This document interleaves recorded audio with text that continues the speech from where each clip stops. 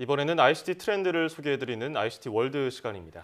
IT 칼럼니스트 이효은 씨와 함께합니다. 안녕하세요. 안녕하세요. 네, 오늘은 어떤 IT 트렌드를 소개해 주실 건가요? 예, 최근 이 IT 리서치 기업인 가트너에서 매년 10대 전략 기술 동향을 발표를 합니다. 여기서 전략 기술이란 이 혁신적인 잠재력을 갖춘 기술이거나 아니면 향후 5년 안에 사회적으로 큰 영향력을 끼칠 가능성이 높은 기술들을 말하는데요.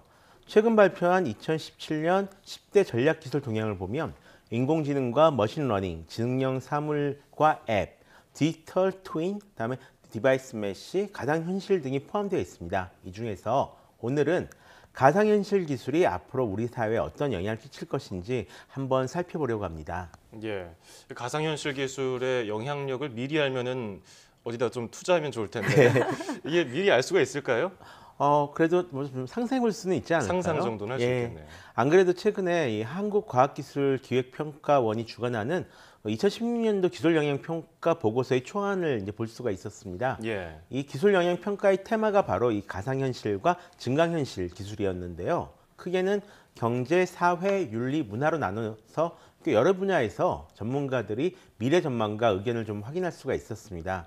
근데 솔직히 몇 년 전 3TV가 이 미래를 이끌 것처럼 얘기했다가 순식간에 사라진 것을 보면서 아직 뭐 가상현실의 영향력이 정말로 있겠는가라는 의문을 가지는 분들도 많았는데요. 예. 이번 기술영향평가에 참여한 그 분들은 대부분 이 가상 증강현실 기술이 우리들의 미래에 큰 영향을 끼칠 것으로 앞으로 널리 쓰이게 될 것이라고 동의를 하셨다고 합니다. 예. 또 하나 재미있는 것은 이번 기술 영향 평가 자체는 가상현실, 증강현실 기술을 놓고 이루어졌지만요.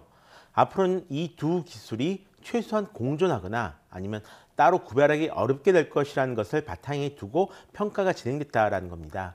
지금은 가상현실과 증강현실이 서로 이용되는 것도 다르고 기술적인 특징도 다르게 지금 나타나고 있지만 앞으로는 일종의 혼합현실, 그러니까 가상현실과 증강현실의 구별이 무의미해진 굳이 가상과 현실을 구별하지 않고 살아가는 기술적 생활 세계가 다가올 것이다 라고 말하고 있습니다. 그렇다면 앞으로 미래에는 혼합 현실 환경에서 살아가게 된다는 그런 얘기인가요, 지금? 예, 그렇습니다. 모든 의견이 같은 것은 아니지만 예. 꽤 많은 평가들이 그런 혼합 현실 사회를 가정하고 있었다라고 봐도 될 것 같습니다. 예를 들어서 이 4차 산업혁명의 핵심 중 하나로 여겨지는 가상 물리 시스템이라는 개념이 있습니다. 일종의 진화한 사물 인터넷이기도 하고요. 아니면 일종의 인공지능 시스템이기도 한데요. 말 그대로 오프라인의 다양한 사물들과 인공지능 시스템을 연결을 해서 물리적인 시스템을 관리하고 새로운 기능을 부여할 수가 있는 것을 말합니다.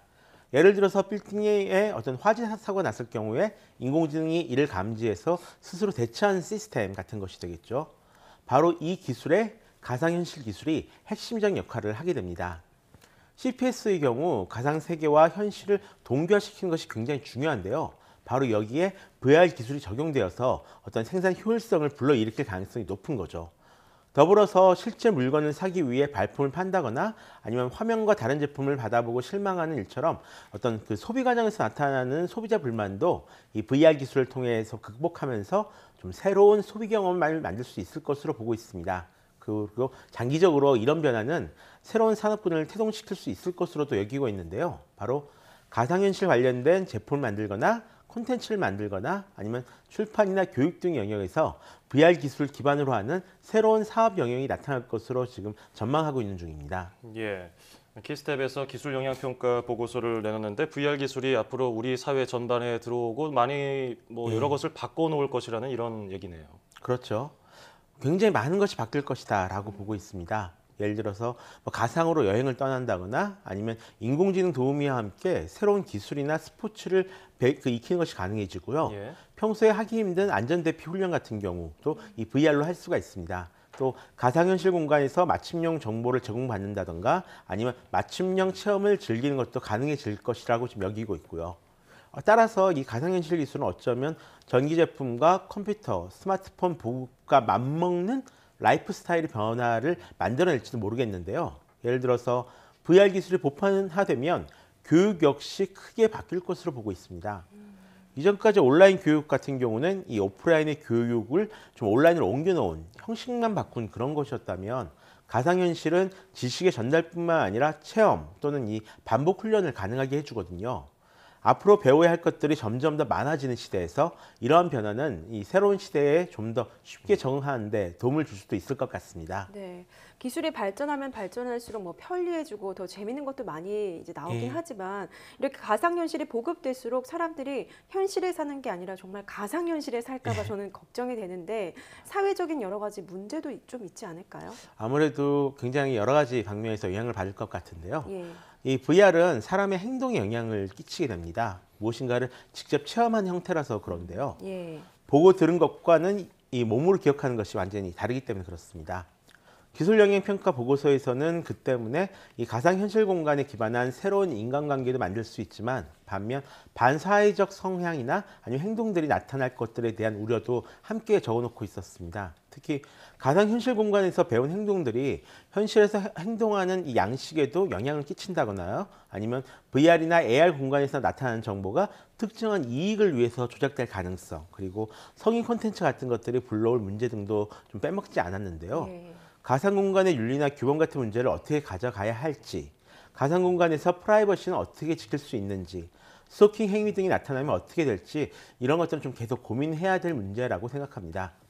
더불어 이 신체적 의학적 문제도 역시 지적하고 있는데요. 예. 기술이 빠르게 발전하고는 있지만 아직 이 VR 기기 사용으로 인해 나타나는 이 눈 피로나 안구 건조증, 근시 발생 및 사용 불편감 문제 등은 여전히 존재를 하고 있습니다. 거기에 정신적 문제를 갖고 있는 사람들 같은 경우에는 어떤 특별한 부작용이 발생할 가능성도 있다라고 합니다. 그래서 또 가상현실을 이용한 치료법이 도입될 경우의 어떤 치료 부작용에 대한 의학적, 사회적 대처를 어떻게 할 것인지도 아직 알 수가 없는 그런 상황이고요. 예. 저도 IT 기기 뭐 전시 매장에 가면 제일 먼저 찾는 게 VR 기기거든요. 요즘 다 있더라고요. 근데 아직 좀 어지러워요. 보면 제 개인적으로는. 이걸 다 고쳐질 수 있을까요? 이런 것들이?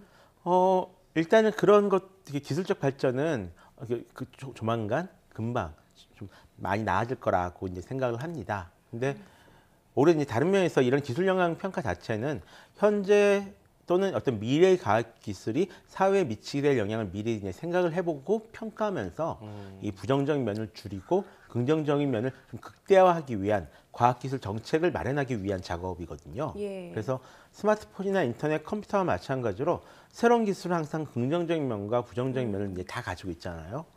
따라서 이 내년에 발표될 기술 영향 평가 보고서 최종안을 중심으로 어떤 구체적인 정책을 마련하기 위한 노력이 계속 있어야 될 것 같습니다. 네.